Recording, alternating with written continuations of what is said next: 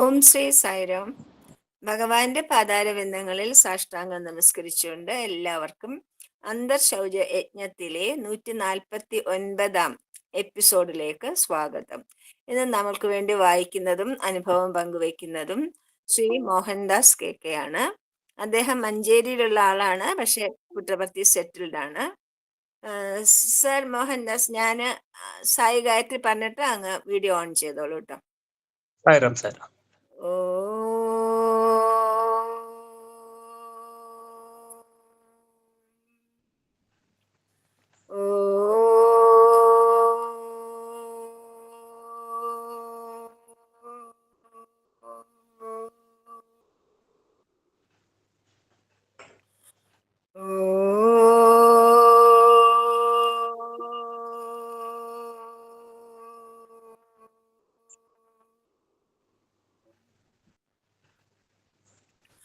ഓം സാईश्वराय വിദ്മഹേ സത്യദേവായ ധീമഹി തന്നഃ സർവഃ പ്രചോദയാത്.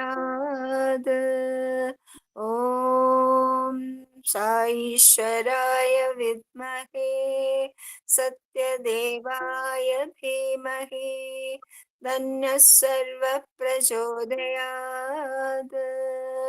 ഓം സാईश्वराय വിദ്മഹേ സത്യദേവായ ധീമഹി തന്നഃ സർവഃ പ്രചോദയാത്. ഓം ശാന്തി ശാന്തി ശാന്തി. സായിരാം മാഷ video on ചെയ്തോളൂ, എന്നിട്ട് പറഞ്ഞോളൂ. സായിരാം. ഹൃദയേശ്വരനായ സ്വാമിയുടെ പാതാരവൃന്ദങ്ങളിൽ ശതകോടി പ്രണാമം. ഈ സത്സംഗത്തിന് അവസരമൊരുക്കിയ ഇതിന് സംഘാടകരോടും പ്രത്യേകിച്ച് മത്സരാമ്പടത്തിനോടും എൻ്റെ സന്തോഷം പറയിക്കുന്നു. എല്ലാവർക്കും എൻ്റെ സായിരാം. ഞാൻ മോഹൻദാസ്, മലപ്പുറം മഞ്ചേരി സ്വദേശിയാണ്. മഞ്ചേരി സമിതിയിൽ കുറെ കാലം ഞാൻ കൺവീനറായിരുന്നു. ഇപ്പോൾ ഞങ്ങൾ കുടുംബസമേതം എൻ്റെ സഹധർമ്മിണിയെ ഒരുമിച്ച് ചൈതന്യജ്യോതി വിഷയം പുട്ടപർത്തിയിൽ സേവനമനുഷ്ഠിച്ചു വരുന്നു. ഇനി വായിക്കാം.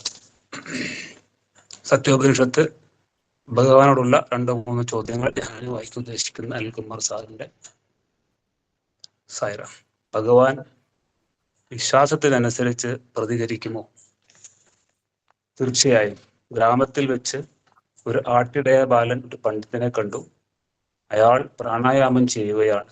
ബാലൻ തന്നെ ശ്രദ്ധിക്കുന്നത് കണ്ടപ്പോൾ പണ്ഡിതൻ പറഞ്ഞു, നീയും ഇതുപോലെ പ്രാണായാമം ചെയ്യുക, നിനക്ക് വിഷ്ണുവിനെ കാണുവാനാകും. ഇടയ ബാലൻ പണ്ഡിതൻ പറഞ്ഞത് അതേ രീതിയിൽ അനുഷ്ഠിച്ചു. ഒരു ദിവസം വെളുത്ത കഴുതയുടെ പുറത്ത് വെളുത്ത ഒരാൾ വരുന്ന ദർശനം ലഭിച്ചു. ഇടയൻ ഉടൻ തന്നെ തനിക്കുണ്ടായ അനുഭവം പണ്ഡിതനെ അറിയിച്ചു. പണ്ഡിതന് അത് കേട്ടപ്പോൾ തമാശയാണ് തോന്നിയത്. ഇത്ര നാൾ കഠിനാസാധന അനുഷ്ഠിച്ചിട്ടും എനിക്ക് ഈശ്വര ദർശനം ലഭിച്ചിട്ടില്ല. പിന്നെയാണ് നിനക്ക് ശുദ്ധ ഭോഷ്ക്. ബാലൻ തിരിച്ച് വീട്ടിലെത്തി. മഹാവിഷ്ണു വീണ്ടും ദർശനം നൽകിയപ്പോൾ ബാലൻ പറഞ്ഞു, എനിക്ക് അങ്ങയെ കാണാം, പക്ഷേ പണ്ഡിതൻ ഇക്കാര്യം സമ്മതിക്കുന്നില്ല. അതുകൊണ്ട് ഇവിടെ തന്നെ ഇരിക്കുക, ഞാൻ പണ്ഡിതനെ വിളിച്ചു കൊണ്ടുവരും, എങ്ങും പോകരുത്. ഇത്രയും പറഞ്ഞുകൊണ്ട് ഇടയൻ ഭഗവാനെ ബന്ധിച്ചു. പിന്നീട് പണ്ഡിതനുമായി തിരിച്ചെത്തി. പക്ഷേ പണ്ഡിതന് ഭഗവാനെ കാണുവാൻ കഴിഞ്ഞില്ല.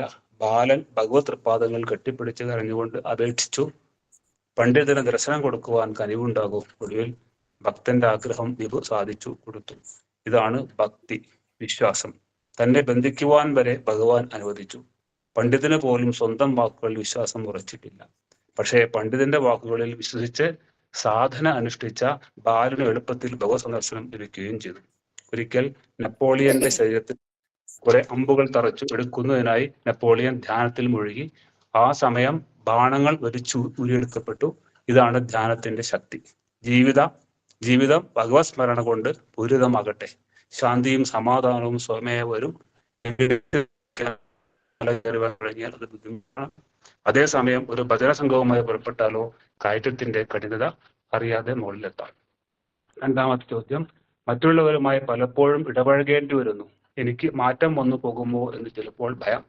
അങ്ങനെ സംഭവിച്ചിട്ടുള്ള പലരുമുണ്ട്. ഞാൻ എന്ത് ചെയ്യണം സ്വാമി? ഇങ്ങനെ ചിന്തിക്കുന്നത് ബലഹീനത കൊണ്ടാണ്. വിശ്വാസം വേണ്ട വിധം ഉറച്ചതെങ്കിൽ ഒരു മാറ്റവും ഉണ്ടാവുകയില്ല. വെറുതെ തോന്നുന്നതാണ്, അത് കാര്യമാക്കണ്ട. നീ സ്വീകരിച്ചിരിക്കുന്ന ഈ മഹനീയ മാർഗം ഉപേക്ഷിക്കരുത്. ആരെങ്കിലും ഈശ്വരൻ ഇല്ല എന്ന് പറഞ്ഞാൽ ഇങ്ങനെ മറുപടി കൊടുത്തേക്കും: എന്റെ ഈശ്വരൻ എനിക്കുണ്ട്. അങ്ങനെയല്ലെന്ന് പറയുവാൻ നിനക്ക് ആരധികാരം തന്നു? എന്റെ ഭക്തി, വിശ്വാസം അതെന്റേത് മാത്രം. അത് നിഷേധിക്കാൻ നിങ്ങൾ ആര്? ഇങ്ങനെ നേരിടുക, അല്ലാതെ സ്വന്തം വിശ്വാസം കളഞ്ഞ് അവരുമായി ഇടപെടുകയല്ല വേണ്ടത്. ഒരു തേൾ വെള്ളത്തിൽ കിടന്നു പിടയ്ക്കുന്നത് ഒരാൾ കണ്ടു. അയാൾ അതിനെ എടുത്തു കരക്കിടാൻ ശ്രമിച്ചു. ഉടൻ തന്നെ തേൾ കയ്യിൽ കുത്തി. വീണ്ടും തേൾ വെള്ളത്തിൽ വീണു. അയാൾ പിന്നെയും തേളിനെ രക്ഷിക്കുവാൻ ശ്രമിച്ചു. അപ്പോഴും തേൾ കുത്തി. ഇതെല്ലാം കണ്ടുകൊണ്ടിരുന്ന ഒരാൾ ചോദിച്ചു: എന്തൊരു വിഡ്ഢിത്തരമാണ് നിങ്ങൾ കാണിക്കുന്നത്? അത് കുത്തുമെന്ന് ഇനിയും മനസ്സിലായില്ലേ? ഉവ്വ്, മനസ്സിലായി. മാത്രമല്ല മറ്റൊരു കാര്യവും പഠിച്ചു. തേളിന്റെ സ്വഭാവം കുത്തുക എന്നതാണ്. ഏത് സാഹചര്യത്തിലും ആരോടും അവൻ ആ സ്വഭാവം കാണിക്കും. അത് മാറുകയില്ല. രക്ഷിക്കുക എന്നത് എന്റെ സ്വഭാവമാണ്. ഞാൻ എന്തിന് എന്റെ സ്വഭാവം മാറ്റണം? ഏത് സാഹചര്യത്തിലും സ്വഭാവം മാറ്റേണ്ടതില്ല. കാമ്യകവനത്തിൽ പാണ്ഡവർ വളരെ കഷ്ടപ്പെടുന്നത് കണ്ടിട്ട് മൈത്രേയ മുനി വളരെ ദുഃഖിച്ചു. എന്തിനാണ് ഇവരെ കഷ്ടപ്പെടുന്നത്? പക്ഷേ തത്തയ്ക്ക് കാക്കയെ പോലെ ആകാൻ കഴിയുമോ? നിങ്ങൾ ഒരിക്കലും ശരിയായ മാർഗത്തിൽ നിന്നും വ്യതിചലിക്കരുത്. സേനയിൽ ധാരാളം അംഗങ്ങൾ കാണും, പക്ഷേ ചീഫ് ഒരാളെയെ കാണൂ. ആ മേധാവിയാണ് എല്ലാവർക്കും പരിശീലനം നൽകുന്നത്. അതുപോലെ ജീവിതത്തിൽ ധാരാളം പേരെ അനുസരിക്കേണ്ടതില്ല. സ്വന്തം മാർഗത്തിൽ നിന്നും വ്യതിചലിക്കാതിരുന്നാൽ നിങ്ങൾക്കും ഉന്നത സ്ഥാനത്ത് എത്താം. മൂന്നാമത്തെ ചോദ്യം: സ്വാമി, അവിടുത്തെ പ്രേമം അനുപമവും അദ്വിതീയവുമാണ്. അവിടുന്ന് ത്യാഗസ്വരൂപൻ തന്നെ. പക്ഷെ ഞങ്ങൾക്ക് ഇത് ഗ്രഹിക്കാൻ കഴിയുന്നില്ല. കുടത്തിൽ കൊള്ളുന്ന ജലമല്ലേ എടുക്കാനാവൂ? അതിൽ സമുദ്രം നിറയ്ക്കാൻ കഴിയുമോ? നിങ്ങളുടെ ഹൃദയം ചെറിയൊരു ടെമ്പറർ പോലെ, സ്വാമിയുടെ പ്രേമം മഹാസാഗരം. അതെങ്ങനെ ഗ്രഹിക്കാൻ സാധിക്കും? നിങ്ങൾക്കും ശരീരമുണ്ട്, സ്വാമിക്കും ശരീരമുണ്ട്. നിങ്ങളുടെ മനസ്സ് ഇടുങ്ങിയത്, സ്വാമിയുടെ മനസ്സാകട്ടെ അനന്തവും വിശാലവും. സ്വാമിയുടെ ഇപ്പോഴത്തെ രൂപഭാവങ്ങൾ നിങ്ങൾ കണ്ടിട്ടുള്ളൂ. സ്വാമിയാകട്ടെ ഭൂതവും ഭാവിയും വർത്തമാനവും ഒന്നിച്ചു കാണുന്നു. ഈശ്വരന് 3 ലക്ഷണങ്ങൾ പറയുന്നു: ആകർഷണം, സംഘർഷണം, പ്രകർഷണം. ഞാൻ മന്ദിരത്തിലാണെങ്കിൽ നിങ്ങൾക്ക് ദർശനം നടത്തി പോകാം. നിങ്ങളുടെ സമീപം സംസാരിച്ചു കൊണ്ടിരിക്കുമ്പോൾ നിങ്ങൾക്കുള്ള ആനന്ദം കിട്ടുന്നു. നിങ്ങളുടെ സന്തോഷമാണ് എന്റെ ആഹാരം. ലക്ഷക്കണക്കിന് ആളുകൾ ഇവിടെ വന്നുകൊണ്ടേയിരിക്കുന്നു. സ്വാമി അവർക്കെല്ലാം ആഹാരവും താമസവും നൽകി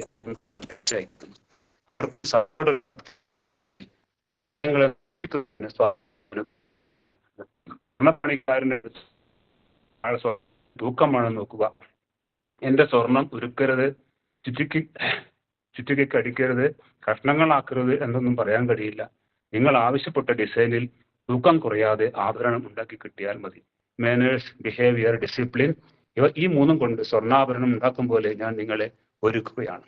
ബോയ് ആകണമെങ്കിൽ ബിഹേവിയർ വേണം, മനുഷ്യനാകണമെങ്കിൽ മാനേഴ്സ് വേണം, ഡിവോട്ടി ആകണമെങ്കിൽ ഡിസിപ്ലിൻ അത്യാവശ്യമാണ്. ഒരു ചോദ്യം കൂടി ചോദിക്കാം. സ്വാമി, ഞങ്ങൾക്ക് ഏത് കാര്യത്തിലും തിടുക്കമാണ്. ജീവിതം മുഴുവനും ഓട്ടം തന്നെ. ഓട്ടം ആധ്യാത്മികതയിൽ ഇതെങ്ങനെ ബാധിക്കും? ഹറി, വെറി, കറി, ഇവ 3 രോഗങ്ങൾക്ക് കാരണമാകുന്നു. അതുകൊണ്ടാണ് ഞാൻ എപ്പോഴും പറയുന്നത് waste makes worry, so don't be in hurry. ഇതൊക്കെ എപ്പോഴും ഓർക്കേണ്ടത് ആണ്. ഷിർഡി അവതാരത കാലത്തും ഞാൻ ഇത് തന്നെ പറഞ്ഞിട്ടുണ്ട്. റെയിൽവേ സ്റ്റേഷൻ, ഓഫീസ്, എല്ലായിടത്തേക്കും ഓട്ടം തന്നെയാണ്. ഇത് സഹജമായിരിക്കുന്നു. ക്യൂവിൽ എത്ര നേരം നിൽക്കുവാനും മടിയില്ല. സിനിമയ്ക്കും ക്യൂ നിൽക്കും. പക്ഷേ ഇവിടെ കാത്തിരിക്കുമ്പോൾ അസ്വസ്ഥമാകുന്നു. അതിന് ക്ഷമ അത്യാവശ്യം തന്നെ. ഓരോന്നിനും അതിൻ്റെ കാലമുണ്ട്. അർജുനൻ ഭഗവാനൊപ്പം എത്ര കാലം താമസിച്ചു? പക്ഷേ 74 വർഷം കഴിഞ്ഞപ്പോഴാണ് ഗീതോപദേശത്തിന് അരങ്ങൊരുങ്ങിയത്. സ്വാമി മിണ്ടിയില്ലല്ലോ എന്ന് കരുതേണ്ട, അതിനും സമയമാവണം. മാവിൽ കിടക്കുന്ന മാങ്ങ പഴുത്താൽ മാത്രമേ താഴെ വീഴൂ. ജയ്. ഇനി അനുഭവം പറയാം അല്ലേ?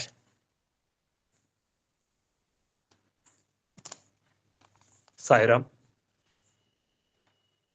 ഭക്തി നിർഭരമായ വിവിധ വിശ്വാസങ്ങളുള്ള ഒരു കൂട്ടുകുടുംബത്തിലായിരുന്നു എൻ്റെ ജനനം. എൻ്റെ അമ്മ തികഞ്ഞ ഒരു കൃഷ്ണഭക്തിയായിരുന്നു. അതുകൊണ്ട് തന്നെ ആയിരിക്കണം എനിക്ക് ഈ ഭക്തിയോട് വളരെ താല്പര്യം തോന്നിയെന്ന് ആണ് എൻ്റെ വിശ്വാസം. ഇങ്ങനെയുള്ള കൂട്ടുകുടുംബത്തിൽ 1979 ആണ് എൻ്റെ ശബരിമല ദർശനം ഉണ്ടായിരുന്നു. എല്ലാത്തരം അനുഷ്ഠാനങ്ങളോടും കൂടി ഞാൻ ശബരിമലയ്ക്ക് പോയി. 2 മാസം വ്രതാനുഷ്ഠാനത്തോടു കൂടി ശബരിമല പോയി 18 പടി കയറി. അവിടെ എഴുതി തത്വമസി എന്നാണ് അവിടെ എഴുതി വെച്ചിരിക്കുന്നത്. ഞാൻ ഈശ്വരനാണ്, ഈശ്വരൻ നീയാണ്. ഈശ്വരനും ഭക്തനും ഒന്നാകുന്ന സമത്വത്തിന്റെ പരമപദമാണ് ആ സന്നിധാനം എന്ന് ഞാൻ മനസ്സിലാക്കി. നെയ്ത്തേങ്ങ സിംബോളിക്കാണ്. ശരീരമാകുന്ന നാളികേരം ഉടച്ച് അതിലുള്ള ജീവാത്മാകുന്ന നെയ്യ് പരമാത്മാകുന്ന ശാസ്താവിൽ അഭിഷേകം ചെയ്യുന്നു. അങ്ങനെ ഭഗവാനും ഈശ്വരനും ഒന്നാക്കുന്ന ഒരവസ്ഥയാണ്. സ്വാമി പറയുന്നില്ല നമ്മളോട്, I am God, you are also God, but എനിക്കറിയാം നിനക്ക് ഈശ്വരനാണെന്ന് നിനക്ക് അറിയുന്നില്ല, ഞാനും ഈ ഈശ്വരനാണ്, പക്ഷെ ഞാനത് അറിയുന്നു സ്വാമി നമ്മളോട് പറയാറുണ്ടല്ലോ. അങ്ങനെ അവിടെ ഇരുന്നു കൊണ്ട് ഞാനങ്ങനെ അപ്പൊ അതുപോലെ അതൊക്കെ സന്തോഷമായി. അങ്ങനെ കൂടുതൽ കാര്യങ്ങൾ എനിക്ക് അറിയാനുള്ള ഒരു ദാഹം ഒന്നുണ്ടായി.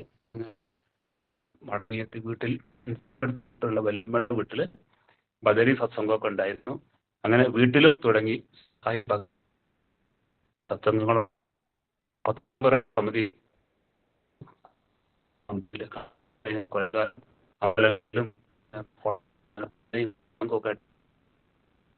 അങ്ങനെ കുറെ വർക്ക് ക്ലിയർ ആവുന്നില്ല.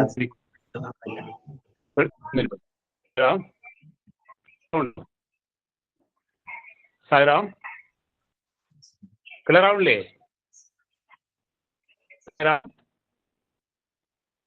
ക്ലിയർ കുറവാണ്. അതെ, എന്താണോ അല്ലേ.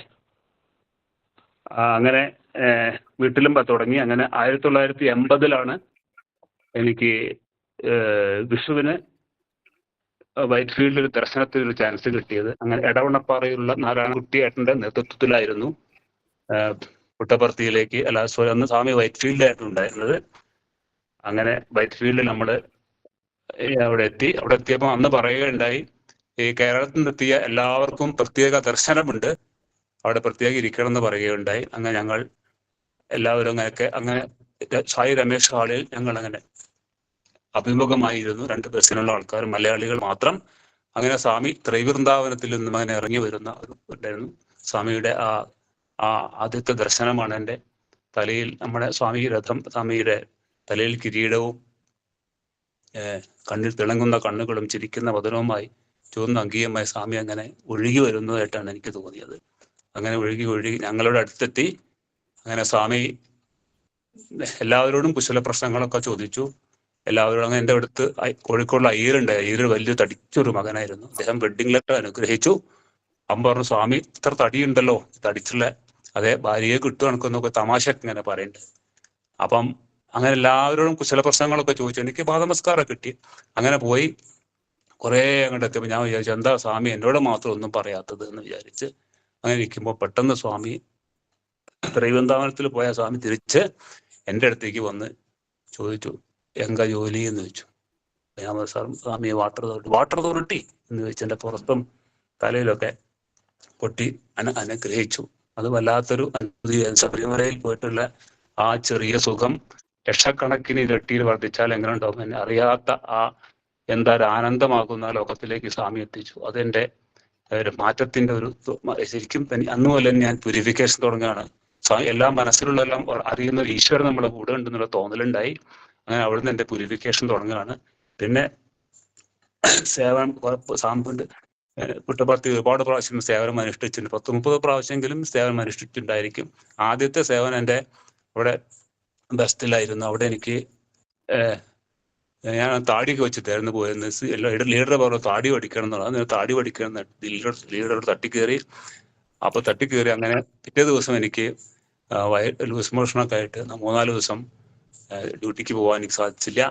അപ്പം പിന്നെ അങ്ങനെ അപ്പം എനിക്ക് തോന്നി ഇതെന്താ സ്വാമി അങ്ങനെ 10-30 പ്രാവശ്യം സർവീസ് ചെയ്തപ്പോഴും എൻ്റെ അഹങ്കാരവും എല്ലാം സ്വാമി ഓരോരോ സ്ഥലത്ത് ഡ്യൂട്ടി ചെയ്യുമ്പം നമ്മളെ പ്യൂരിഫൈ ചെയ്യാണ് സ്വാമി ചെയ്യുന്നത്. അങ്ങനെ ഓരോരോ സർവീസിലും 10-30 സർവീസ് നമ്മളെ പ്യൂരിഫൈ നമ്മളുടെ കുറ്റങ്ങളെ നമുക്ക് കണ്ടുപിടിച്ച് അതില്ലായ്മ ചെയ്യുന്നുള്ള അവസരമാണ് സ്വാമി ഒരുക്കുന്നത് മനസ്സിലായി. അങ്ങനെ ഓരോരോ സേവനവും വളരെ ചിട്ടയോട് കൂടിയിട്ടാണ് ഞാൻ നടത്തിയിരുന്നത്. അങ്ങനെ എൻ്റെ വിവാഹമാണ് ചുരുക്കി പറയാം. ആകെ 10 മിനിറ്റുള്ളൂ. എൻ്റെ 1985 എൻ്റെ വിവാഹം. തനിക്കുള്ള അതേ ധർമ്മം ആചരിക്കുന്നവൾ ആണ് സഹധർമ്മിണി. തീർച്ചയായും ആ പദത്തിന് അർഹരാണ് എൻ്റെ ഭാര്യ മാധുരി എന്ന് പറയുന്നത്. എനിക്ക് സന്തോഷമുണ്ട്. അങ്ങനെ ഞങ്ങൾക്ക് ചുരുക്കാം. ആദ്യത്തെ പുത്രൻ ജനിക്കുന്നു. 6 മാസം പ്രായമായപ്പോൾ ഞങ്ങൾ പുട്ടപർത്തിയിൽ പോവുകയാണ്. അങ്ങനെ വടവൃക്ഷത്തിൻ്റെ അടുത്ത് വന്നിരുന്ന് അവിടെ ഇരുന്ന് അങ്ങനെ നേരെ യൂണിവേഴ്സിറ്റി അടുത്തുള്ള അവിടെ മതിലിരുന്നു കൊണ്ട് ഞാൻ മാധുരിയോട് നമുക്ക് മോനെ പഠിപ്പിക്കാൻ പറ്റുമോ എന്താ അറിയില്ല, ചോദിച്ചു. അങ്ങനെ എന്തായാലും പ്രാർത്ഥിക്കാം നമുക്കെന്ന് പറഞ്ഞു. അങ്ങനെ ആ കാലങ്ങളിൽ സ്വാമി സ്ലേറ്റിൽ ഹരിശ്രീ ഗണപതിക്ക് പകരം സ്ലേറ്റിൽ എഴുതുന്ന ഒരു കർമ്മുണ്ടായിരുന്നു അന്ന്. അതെനിക്ക് ചാൻസ് കിട്ടി. പുട്ടപർത്തിയിൽ മുമ്പിൽ തന്നെ ദർശനം കിട്ടി. സ്വാമി എൻ്റെ അടുത്ത് വന്ന് സ്ലേറ്റ് വാങ്ങിയിട്ട് ഓം, സ്ലേറ്റും ചോക്കുണ്ടായിരുന്നു, അങ്ങനെ ഓം എഴുതിയിട്ട് എൻ്റെ അടുത്ത് തന്നു. പിന്നെ ആനന്ദിന്റെ കഴുത്തിൽ ലോക്കറ്റും മാലയുണ്ട്, തൊട്ട് അനുഗ്രഹിച്ചു. വെച്ചുങ്കോ എന്ന് പറഞ്ഞ് ഞങ്ങൾ ആനന്ദിന്റെ കയ്യിലൊക്കെ സായാനന്ദ തലയിലൊക്കെ കൈവച്ച് അനുഗ്രഹിച്ച് സ്വാമി പാദനമസ്കാരം പോയി.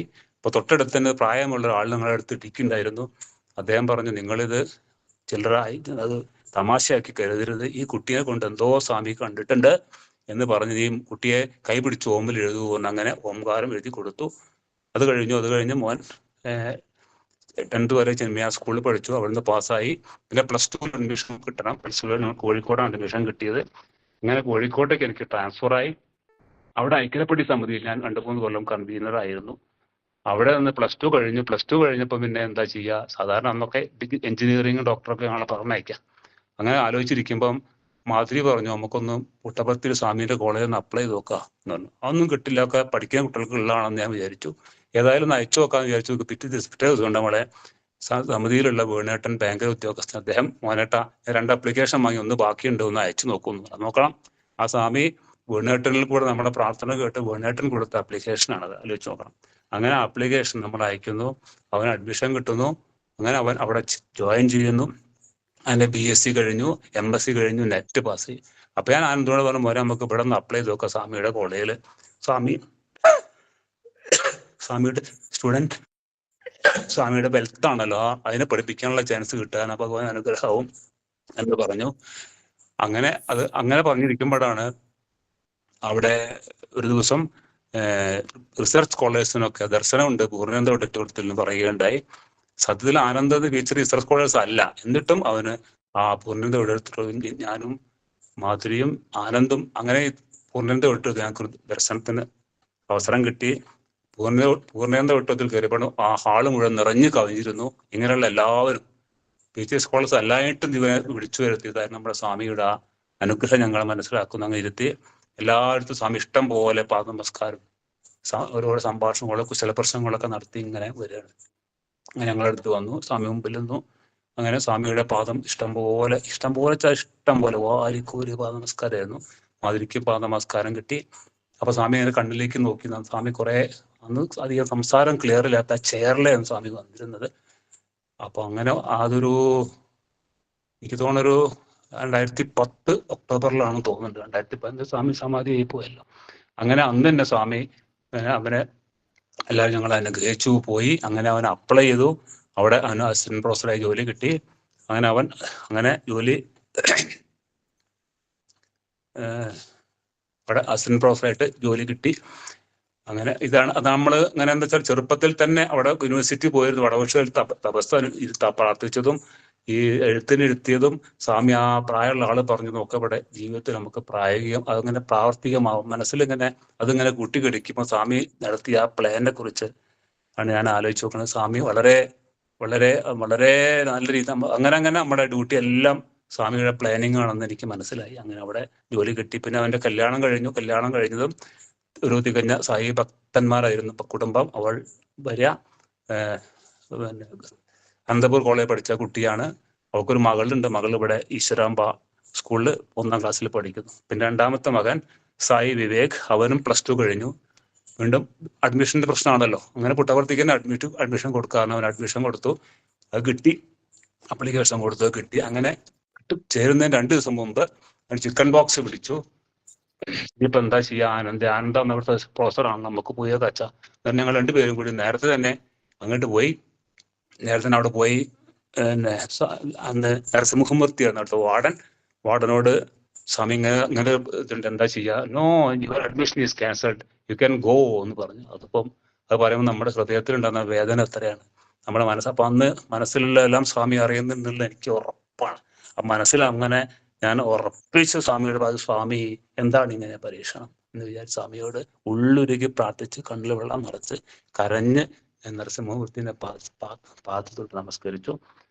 അപ്പം കുറച്ച് കഴിഞ്ഞപ്പം നരസിംഹമൂർത്തി എന്തായാലും വന്നോളൂ, നമുക്ക് നോക്കാം.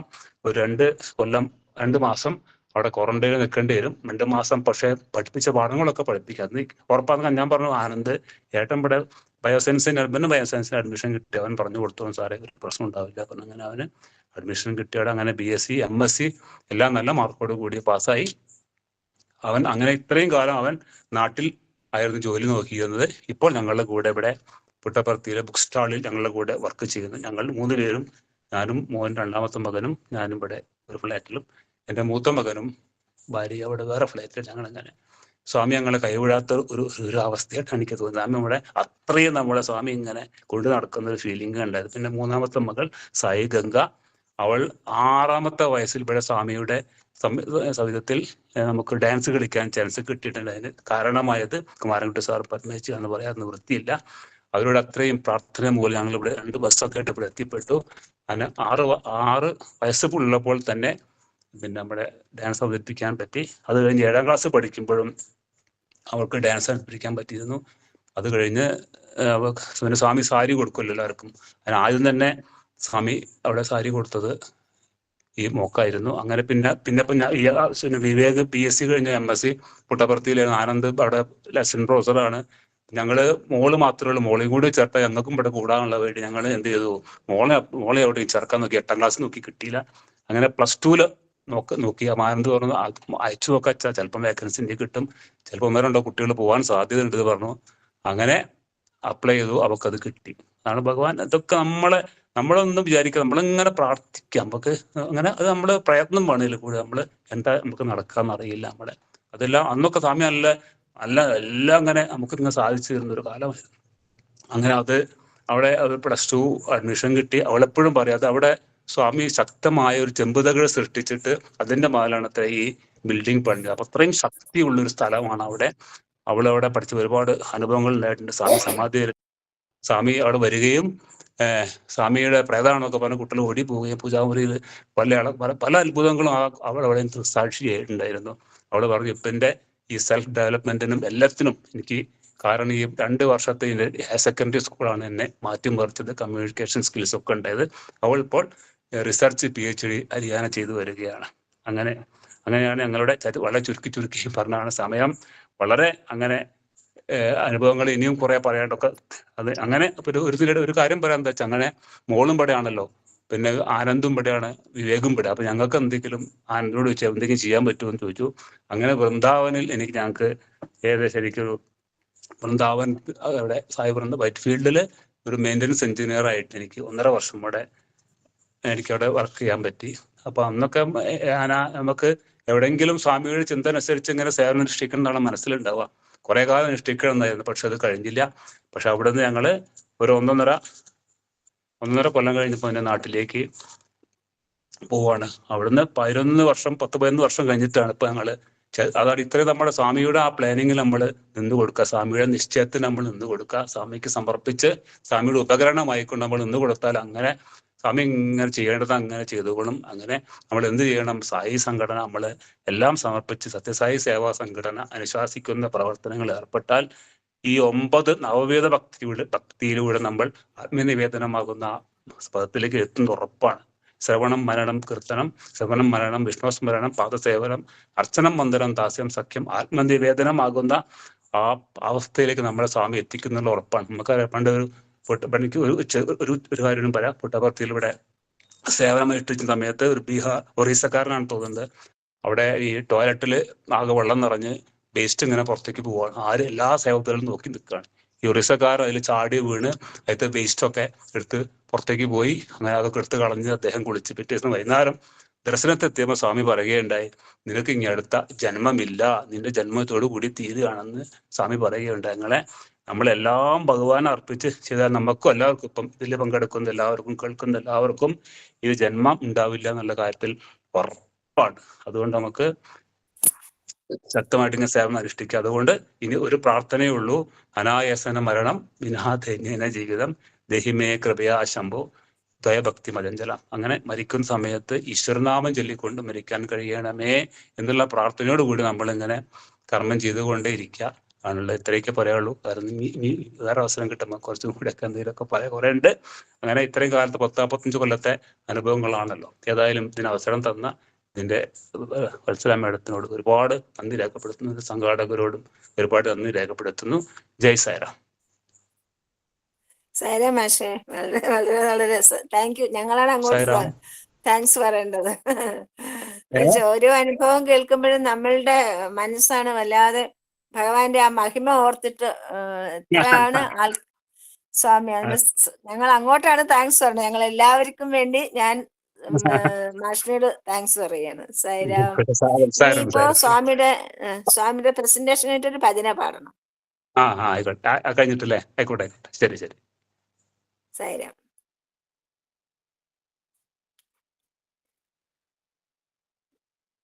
ആരതി പ്രസന്റ് ചെയ്തോളൂ മോളെ.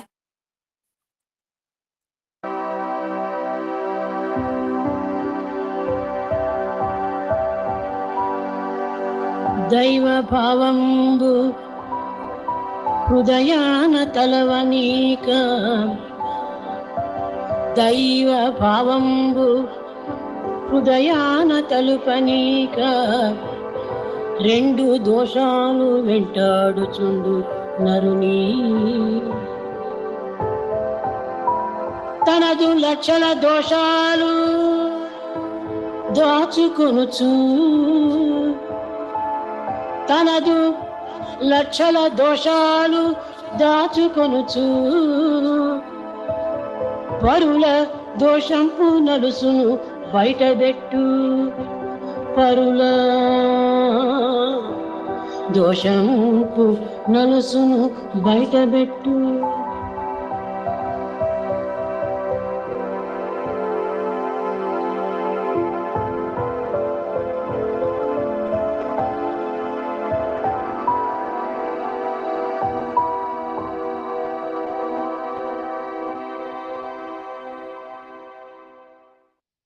साल मेडिटेशन करने के बाद ये है मेडिटेशन की सच्चाई। मेडिटेशन जर्नी शुरू करना बहुत कंफ्यूजिंग हो सकता है, इतनी सारी चॉइसेस।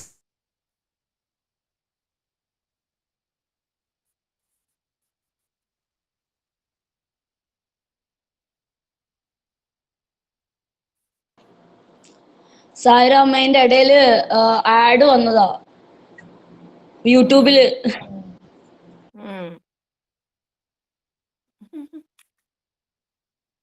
സാധാരണ വരാറില്ല. ഇട്ടോളൂ.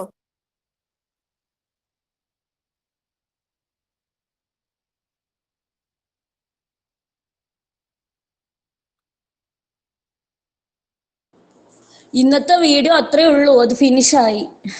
അത് ഇതാണ് ലിങ്ക്. അതെ അതെ. Okay okay. എന്നാ മാഷ് പാടിക്കോളൂ. സായിരാം ഭജന പാടിക്കോളൂ മാഷ്. ആയിക്കോട്ടെ. എനിക്കിതിന് ഒരു അവസരം, കൃഷ്ണകുമാരിയാണ് ഇതിന് ഒരു നമ്മളിതിൽ ചേർത്തത്. അവരോട് നന്ദി രേഖപ്പെടുത്താണ്ട്. സായിരാം മഞ്ചേരി കൃഷ്ണകുമാരിയാണ് ചേർത്തത്. കൃഷ്ണകുമാരി മഞ്ചേരിയിൽ ഒരുപാട് പേരെ ചേർത്തു. മഞ്ചേരിയിൽ ഒരുപാട് പേരെ ചേർത്തത് കൃഷ്ണകുമാരിയാണ്. അതെ അതെ, ആ സന്തോഷം കൃഷ്ണകുമാരിനെ അറിയിക്കുകയാണ് ഇത് കൂടെ. സായിരാം സായിരാം സായിരാം. ആത്മലിംഗം ഭജോരേ അതി അത്ഭുതലിംഗം ഭജോരേ, ആത്മലിംഗം ഭജോരേ അതി അത്ഭുതലിംഗം ഭജോരേ, നാഗലിംഗം നവമണിലിംഗം നാഭീകമല അത്ഭുതലിംഗം ഈശ്വരലിംഗം ഭജോരേ സാ, ഈശ്വരലിംഗം ഭജോരേ, ഈശ്വരലിംഗം ഭജോരേ സാ, ഈശ്വരലിംഗം ഭജോരേ, ആത്മലിംഗം ഭജോരേ അതി അത്ഭുതലിംഗം ഭജോരേ, നാഗലിംഗം നവമണിലിംഗം നാഭീകമല അത്ഭുതലിംഗം ഈശ്വരലിംഗം ഭജോരേ സാ, ഈശ്വരലിംഗം ഭജോരേ, ഈശ്വരലിംഗം ഭജോരേ സാ, ഈശ്വരലിംഗം ഭജോരേ. സായിരാം. സായിരാം മാഷേ. Thank you so much. Sai Sai ഉപമ. മാഷെ, മനസ്സ് അജ്ഞാനത്തിന്റെ അന്ധകാരം കൊണ്ട് നിറഞ്ഞിരിക്കുന്നതിനാലാണ് ഷഡ് വൈരികൾക്ക് മനസ്സിൽ പ്രവേശിക്കാൻ ആകുന്നത്. അവ വവ്വാലിനെയും മൂങ്ങയെയും പോലെ രാത്രി സഞ്ചരിക്കുന്നവരാണ്. അവയ്ക്ക് പ്രകാശം സഹിക്കുവാനാകില്ല. നിങ്ങൾ കല്ലെറിഞ്ഞതുകൊണ്ടോ വാളുകൊണ്ട് വെട്ടിയതുകൊണ്ടോ തോക്കുകൊണ്ട് വെടിവെച്ചതുകൊണ്ടോ ഇരുട്ട് അകറ്റുവാനാകില്ല. ആദിശങ്കര ഈ ലളിതമായ സത്യം അറിവില്ലാത്തവർക്ക് പറഞ്ഞുകൊടുത്തു. വേദങ്ങളും ഉപനിഷത്തുകളും ശാസ്ത്രങ്ങളും രണ്ടാമതൊന്നില്ലാത്ത ഏകത്തെക്കുറിച്ച്, അതായത് അദ്വൈതത്തെക്കുറിച്ച് പറയുന്നു എന്ന് അദ്ദേഹം പഠിപ്പിച്ചു. ആദിശങ്കര വളരെ അധികം ജനങ്ങളെ സഗുണ ആരാധനയാണ് പഠിപ്പിച്ചത്. അതിനു കാരണം കുഞ്ഞുങ്ങളെ പഠിപ്പിക്കുന്നതിന് സ്ലേറ്റിലും ബോർഡിലും ചിത്രങ്ങൾ വരയ്ക്കുന്നത് പോലെ ആത്മീയ സാധനയിലെ കുട്ടികളെ പഠിപ്പിക്കുന്നതിന് ക്ഷേത്രങ്ങൾ, വിഗ്രഹങ്ങൾ, ചിത്രങ്ങൾ എന്നിവ ഉപയോഗിച്ചേ പറ്റൂ. പക്ഷേ നിങ്ങൾ ആ കളിപ്പാട്ടം തന്നെ ആണെന്നറിഞ്ഞ് ഉപയോഗിക്കുകയാണെങ്കിൽ ശരിയായ ആനന്ദം അറിയുവാൻ സാധിക്കുകയില്ല. സഗുണ രൂപത്തിന് അതീതമായി കഴിയുമ്പോൾ, നിർഗുണത്തെ അറിയുമ്പോൾ മാത്രമേ ആ ആനന്ദം പൂർണ്ണമായി നിങ്ങൾക്ക് ലഭിക്കുകയുള്ളൂ. ജയ സായിരാം. സമസ്തലോകാ സുഖിനോ ഭവന്തു, സമസ്തലോകാ സുഖിനോ ഭവന്തു, സമസ്തലോകാ സുഖിനോ ഭവന്തു. ഓം ശാന്തി ശാന്തി ശാന്തി. ജയ് സായിരാം. നാളെ നമുക്ക് വേണ്ടി വായിക്കുന്നത് ശ്രീമതി മാധുരി മോഹൻദാസ് ആണ്. സായിരാം. സായിരാം. സായിരാം. സായിരാം.